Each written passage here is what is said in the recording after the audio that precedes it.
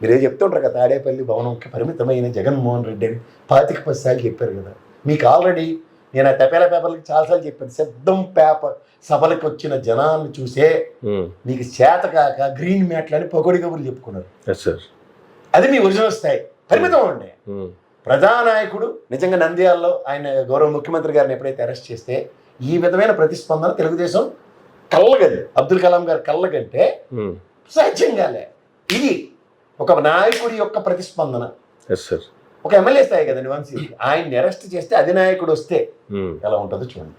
అధినాయకుడినే జైల్లో పెడితే దిక్కు దివానా లేదు ఆ రోజు తెలుగుదేశం. గమనించుకోమనండి, కంపారిజన్ ఇదే. ఒక అధినాయకుడు ఒక ఎమ్మెల్యేని అరెస్ట్ చేస్తే బయటకు వస్తే వచ్చిన వైబ్రేషన్స్ వర్సెస్ ఒక అధినాయకుడిని అరెస్ట్ చేస్తే గౌరవ తెలుగుదేశం నుంచి వచ్చిన వైబ్రేషన్స్. అధికారం తీసుకోండి సార్, మీరు అధికారం వచ్చింది సార్, లోపల గారికి బెయిల్ ఇప్పించిన చేత కాక మీకు అధికారం వచ్చింది. సింపుల్.